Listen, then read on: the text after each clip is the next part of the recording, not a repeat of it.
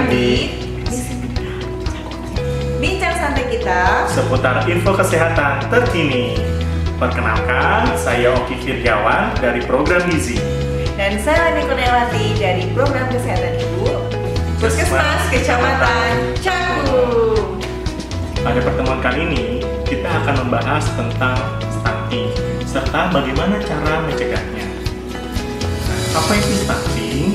Stunting adalah kondisi gagal tumbuh pada anak akibat kekurangan gizi dalam waktu yang lama pada masa 1000 hari pertama kehidupan seorang manusia, yakni sejak 9 bulan di dalam kandungan sampai dengan anak usia 2 tahun, sehingga menyebabkan anak lebih pendek dibandingkan anak normal seusianya dan biasanya memiliki keterlambatan dalam berpikir. Faktor lingkungan yang berperan dalam menyebabkan stunting antara lain status gizi ibu sebelum dan saat kehamilan, tidak mencukupinya asupan gizi saat masih di dalam kandungan, pola pemberian makan bayi dan anak yang tidak tepat, kebersihan lingkungan, serta angka kejadian infeksi di awal kehidupan seorang anak. Lalu apa dampak yang ditimbulkan dari stunting? Ternyata stunting ini memiliki efek jangka pendek dan juga jangka panjang. Nah, dampak jangka pendeknya meliputi hambatan pertumbuhan dan perkembangan, penurunan fungsi kekebalan tubuh, perkembangan otak yang tidak maksimal, yang dapat mempengaruhi kemampuan mental dan berpikir, sehingga berdampak pada prestasi belajar yang rendah. Nah, bisa kita bayangkan bagaimana mutu kualitas sumber daya manusia Indonesia di masa mendatang bila anak-anak kita mengalami stunting. Dampak jangka panjang, yakni akan rentan terhadap penyakit tidak menular seperti obesitas, diabetes mellitus, penyakit jantung koroner, hipertensi, dan osteoporosis. Selanjutnya, pencegahan stunting dimulai dari dalam kandungan akan dijelaskan oleh Kaleni. Pencegahan stunting pada masa kehamilan adalah yang pertama, pemeriksaan rutin selama kehamilan. Yang kedua, hindari asap rokok. Yang ketiga, nutrisi yang seimbang pada masa kehamilan. Pada masa kehamilan, seorang ibu hamil harus rutin memeriksakan kehamilannya minimal 4 kali pada masa kehamilan. 1 kali di 3 bulan pertama kehamilan, 1 kali di 3 bulan kedua kehamilan, 2 kali di 3 bulan terakhir masa kehamilan. Pada pemeriksaan kehamilan, setiap ibu hamil harus mendapatkan 10T.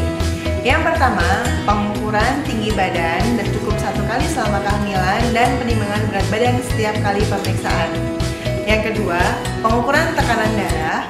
Yang ketiga, pengukuran atau penentuan lingkar lengan atas. Yang keempat, penentuan tinggi rahim.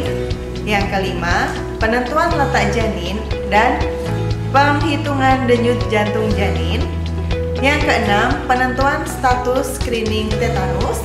Kemudian yang ketujuh, pemberian tablet tambah darah. Yang kedelapan, tes laboratorium.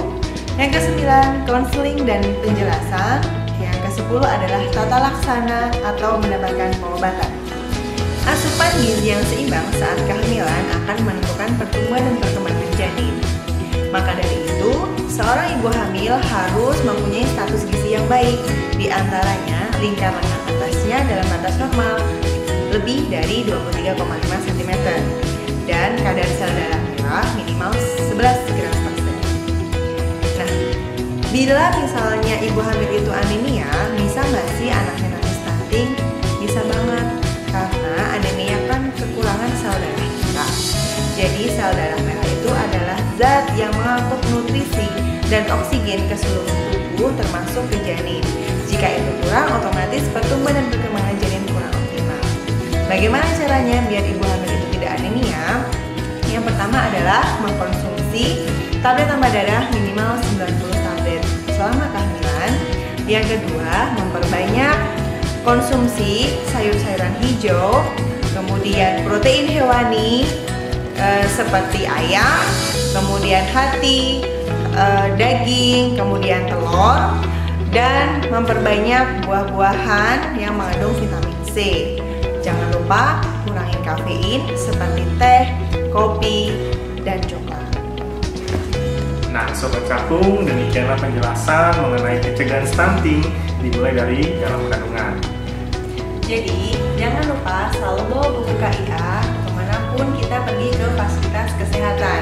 Buku KIA ini penting, jadi di sini banyak banget informasi dari masa kehamilan sampai anaknya nanti usia 5 tahun.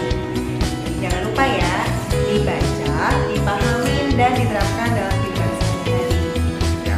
Kemudian, di video-video berikutnya akan dijelaskan juga bagaimana cara pencegahan stunting dimulai dari anak tersebut lahir sampai dengan usia 2 tahun. Selain itu juga akan dibahas mengenai pentingnya kebersihan lingkungan dalam upaya pencegahan stunting. Dan pastinya akan ada banyak video-video kesehatan yang dibagikan di bawah ini.